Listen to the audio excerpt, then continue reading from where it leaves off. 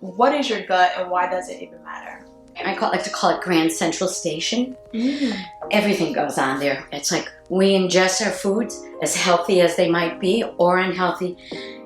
They get into our intestines, into our gut, into our colon. In the small intestine, there's 25 feet of that. 25 feet, that's where at least 90% of everything digests.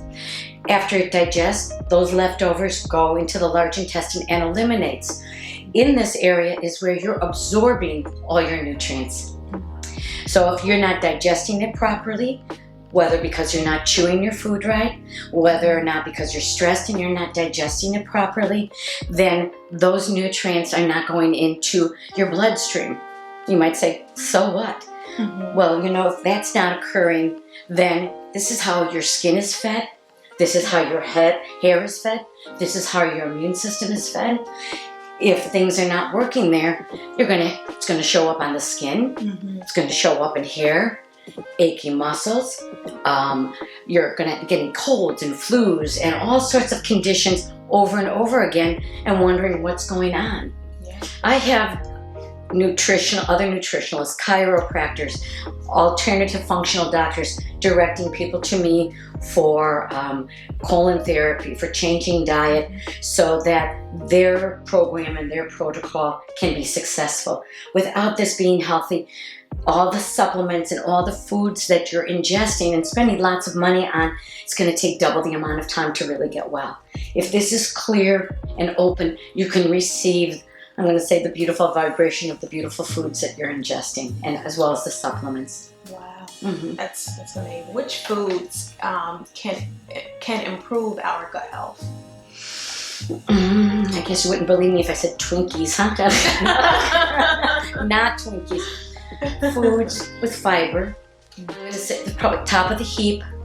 It would be vegetables. Mm-hmm. Vegetables, and I'm going to say whole grains. Mm-hmm. Not everybody, though, can tolerate whole grains because of a lot of food the glutens and sensitivities. Mm-hmm. But let me just start with the green vegetables.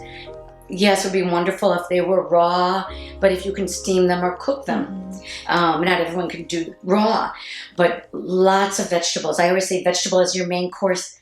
Everything else is a side dish. Mm-hmm. If you're drinking anything with your meals, you're diluting the digestive enzymes in your stomach. Mm-hmm. People say, so what? You dilute the digestive enzymes, you're not breaking the food down, Mm-hmm. and then you end up with bloat, constipation, irritable bowel, because you're not digesting. Well, if you're not digesting, you're not breaking things down so it can go into your bloodstream and feed your skin and your hair and your immune system. You're drinking, you're not chewing enough, so the enzyme that's secreted from your mouth, amylase, breaking down starches, is not being produced. So you're cheating. You're making your stomach work harder. Chewing here starts a muscular action that gets the bowels moving to get things out. So this is not a disconnect from here. Right. Yeah. This chewing starts a whole stimulation. So plus, it also makes you mindful of what you're eating. Mm-hmm. I know when I'm really hungry, I inhale one plate and then say, oh, can I have another plate so I can taste it? Mm-hmm. Well, if you're swishing it down and gulping it down with water or Pepsi, a tea or whatever, you're not tasting anything, nor are you digesting. This is going to save you lots of money on supplements just by doing this. Mm-hmm. Maybe you can't do it for all 3 meals. Experiment with 1 meal. Experiment. See what your food tastes like for a change. Mm-hmm. And some people will say it's too salty or it's too sweet, too salty, so I have to wash it down. Mm-hmm. Well, then your food is too salty Mm-hmm. and too sweet. So you get really mindful of what you're choosing. But what are the symptoms of an unhealthy gut?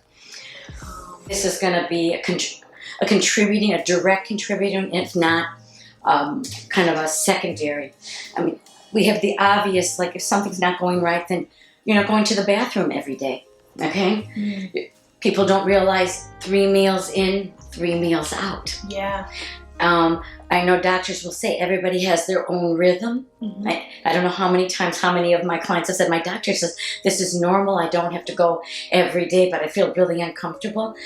And I would agree if laxatives were not almost top of the list of millions of dollars of that being sold. Yeah. And how many people are being diagnosed with irritable bowel and constipation and ulcerative diverticulitis, and you name the gut condition. So those are off the charts. So if that was normal, those things would not be occurring. So if you're not going to the bathroom every day, if it's 3 meals in and not 3 meals out, that's something to pay attention to. Wow. If you're going to the bathroom and it smells, that's saying there's an imbalance of bacteria in the gut. So that's just even something to stop. If you have something as simple as bad breath, might be saying you're not digesting, and it's instead of the odor coming out this way, it's coming out this way. Bloat, gas, indigestion. People often will think like, oh, if I just take an antacid, it's really about the digestive process in the gut. Wow. Yeah. Headaches. Oh, you're going to take an aspirin. Clear the gut and get that going. That headache goes away. Foggy thinking. Everyone's talking about the foggy brain, the candida, the overabundance of yeast, with yeast infections. Gut. What does it mean to have a leaky gut? Okay, so you still have that emotional part, but it's not all